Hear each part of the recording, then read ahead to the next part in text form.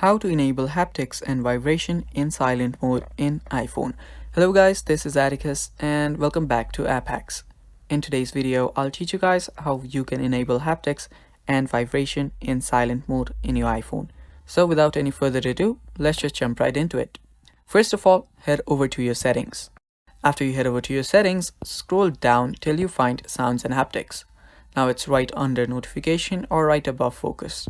Go to sounds and haptics, and here you can explore different options. Scroll down till you see system haptics. Make sure that you've turned on system haptics. After you do so, come back again and you'll see the haptics option. Tap on haptics and you will see haptics for ringtones and alerts.